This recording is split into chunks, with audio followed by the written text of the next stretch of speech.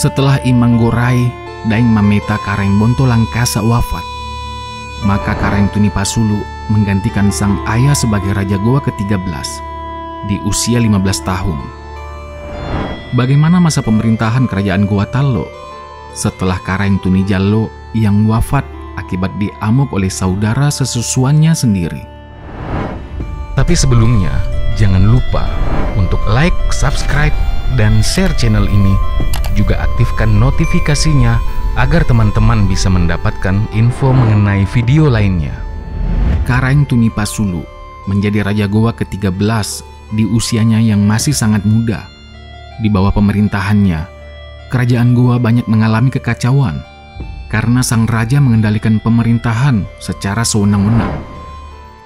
Banyak kebijakan Karaeng Tunipasulu yang memicu pertentangan dari kalangan pembesar istana, seperti memecat beberapa pembesar kerajaan, antara lain Tumai Lalang bernama Daeng Rimacinna, menetapkan Batek Salapangari Goa menjadi Sipu Elompo, melarang rakyat berbakti pada kedua kakaknya, membunuh orang-orang walaupun tidak bersalah, dan menaikkan pajak kapal yang berlabuh di Goa 3 kali lipat, dan masih banyak lagi.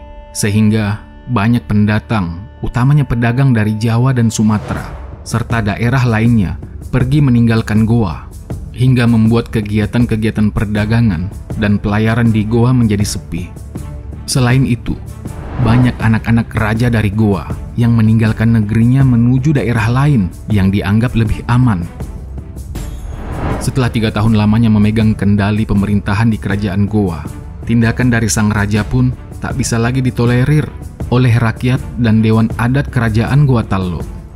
Hal ini membuat rakyat dan beberapa pembesar kerajaan melakukan pemberontakan. Oleh Batek Salapanga, Karaeng Tunipasulu pun dipaksa turun tahta dan diasingkan ke Luwu. Di sanalah Karaeng Tunipasulu menyadari kesalahannya dan kemudian beliau hijrah ke Tanah Buton hingga wafat di sana pada 5 Juli 1617. Oleh karena itu pula, sang Raja Goa ke-13 mendapat gelar Karaeng Tunipasulu atau Raja yang diasingkan. Untuk mengisi kekosongan, maka rakyat Goa kemudian mengangkat saudaranya, I Manggerangi Daeng Manrapbia Sultan Alauddin sebagai penggantinya. Namun saat itu, Sultan Alauddin baru berusia 7 tahun. Karena masih belia, maka untuk sementara waktu, pemerintahan kerajaan Goa diamanahkan kepada Pak Bicara Butta atau Mengkubumi Kerajaan Goa yang dipegang oleh Karaeng Matoaya. Karaeng Matoaya ini adalah Raja Tallo ke-6 dan masih saudara Karaeng Bainea, Raja Tallo ke-5, ibu kandung Karaeng Tunipasulu dan Sultan Alauddin. Jadi, Karaeng Matoaya adalah merupakan paman Sultan Alauddin. Ketika ia diserahkan amanah untuk mengendalikan kerajaan Goa, pada masa itu beliau memeluk agama Islam. Ia kemudian diberi gelar Sultan Abdullah Awalul Islam, yang artinya orang yang pertama menerima agama Islam sebagai agamanya, pada hari Jumat tanggal 9 Jumadil Awal tahun 114 Hijriah atau tanggal 22 September 1605 Masehi. Yang mengislamkan Karaeng Matoaya adalah Abdul Makmur Khatib Tunggal, yang kemudian lebih dikenal dengan nama Datuk Ribandang. Makam Datuk Ribandang ini masih dapat kita jumpai di Kampung Kalukubok Doa di sebelah timur laut kota Makassar. Setelah memeluk agama Islam, Karaeng Matoaya kemudian mengajak keponakannya sendiri, yakni I Manggerangi Daeng Manrapbia, untuk memeluk agama Islam, yang kemudian diberi gelar Sultan Alauddin. Setelah dua raja tersebut memeluk agama Islam, kerajaan Goa Tallo kemudian menjadikan Islam sebagai agama resmi kerajaan, di mana rajanya kemudian bergelar Sultan. Setelah dewasa, Sultan Alauddin kemudian memegang penuh pemerintahan di kerajaan Goa Tallo. Maka pada saat itu, tugas dari Sultan Alauddin adalah mengembalikan kondisi-kondisi kerajaan Goa Tallo menjadi seperti sedia kala. Dikutip dari buku Kisah Raja-Raja Goa yang ditulis oleh Ibnu S. Palogai 2017, dikisahkan ketika Sultan Alauddin mendengar laporan dari salah satu orang kepercayaannya bahwa masih ada orang-orang setia Karaeng Tunipasulu yang meminta pajak yang tinggi dari beberapa kapal yang akan berangkat. Maka Sultan Alauddin segera pergi ke pelabuhan dan mengumpulkan para kapten kapal serta sah bandar yang ada di pelabuhan. Kemudian beliau berkata, "Saya adalah Raja Goa Tallo, dan kalian hanya boleh mendengar perkataan saya. Baik itu disampaikan melalui pengawal saya maupun melalui sah bandar yang bertugas. Para kapten kapal yang telah meramaikan pelabuhan ini, saya mengembalikan jumlah perpajakan yang sebelumnya 2 kali dan bahkan 3 kali lipat menjadi seperti dulu lagi. Jika ada yang mengatasnamakan raja dan meminta bayaran lebih kepada kalian, segera laporkan. Meskipun itu adalah keluarga sendiri, saya akan memotong tangannya." Begitulah titah sang raja yang disambut bahagia oleh para kapten kapal. Sah bandar dan para kapten kapal yang ada di sana menjadi tenang.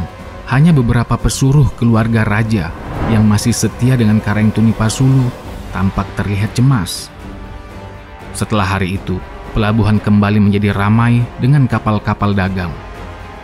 Pada waktu Sultan Alauddin memerintah sebagai Raja Goa yang ke-14, keberhasilan demi keberhasilan pun diraihnya, yang tentunya membuat nama kerajaan Goa Tallo semakin terkenal, di mana kerajaan Goa Tallo juga telah melakukan kontak dagang dengan berbagai bangsa, termasuk bangsa Portugis dan Belanda. Pada masa itu, kerajaan Goa membuka pintu untuk semua bangsa datang berdagang di wilayah kerajaannya, tanpa membedakan bangsa yang satu dengan lainnya. Mangkubumi kerajaan Goa Tallo, yaitu Karaeng Matwaya, mendapat izin dari penguasa Banda untuk menempatkan wakilnya di Banda pada tahun 1607. Ia juga mendapat izin dari pemerintah Spanyol di Filipina untuk mendirikan perwakilan dagang di Manila dan Macau. Kondisi ini akhirnya menempatkan kerajaan Goa Tallo sebagai bandar niaga internasional yang sangat toleransi terhadap siapa saja, termasuk memberi kebebasan kepada umat sejumlah misionaris Katolik dari Portugal untuk beribadah. Kemajuan yang dicapai itu ternyata mengakibatkan pihak Belanda atau VOC kurang senang, sebab Belanda tidak menginginkan bangsa-bangsa Eropa untuk melakukan perdagangan selain bangsanya sendiri.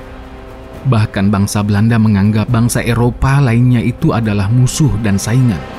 Perahu-perahu dagang selain milik Belanda yang berkeliaran di sekitar perairan Ambon pun diusir dan diserang.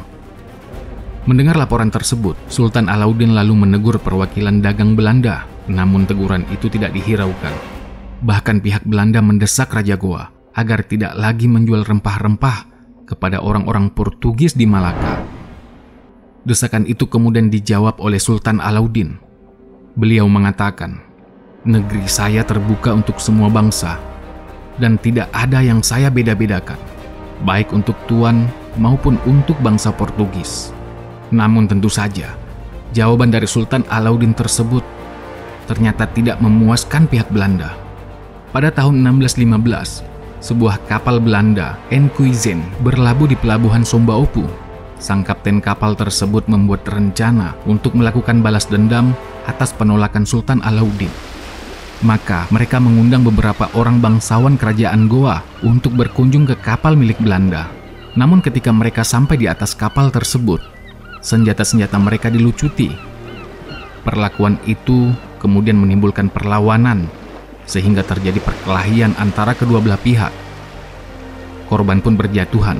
2 orang bangsawan kerajaan Goa tewas dalam perkelahian tersebut, dan sebagian lagi ditawan dan dibawa ke Banten sebagai tawanan. Atas kejadian itu, Sultan Alauddin sangat murka. Berselang beberapa hari, datanglah sebuah kapal Belanda yang berlabuh di Makassar. Tujuannya adalah meminta kerajaan Goa Tallo agar melarang orang-orang Makassar mengambil rempah-rempah di Maluku, khususnya di Pulau Banda. Akan tetapi, permintaan dari Belanda ditolak oleh Sultan Alauddin.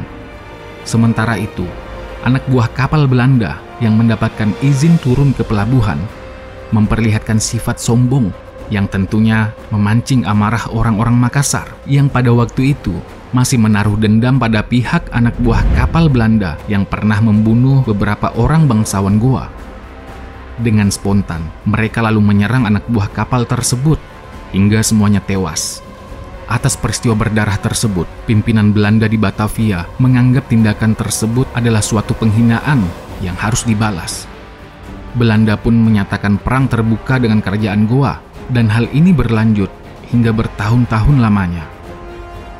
Sadar akan datangnya ancaman dari pihak Belanda, maka kerajaan Goa Tallo semakin gencar memperluas pengaruhnya dengan penaklukan terhadap negeri-negeri di sekitarnya seperti Bulukumba, Sidenreng, Lamuru, Sopeng, Wajo, Bone. Selain itu, ia juga menaklukkan Bima, Dompu, Sumbawa, Buton, Pancana, Bungku, Banggai, Buol, Gorontalo, Larompong, Salaparang atau Lombok.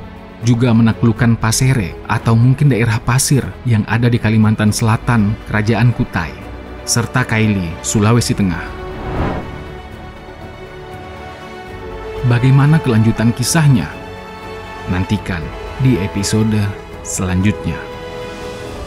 Sampai di sini catatan kaki kita kali ini.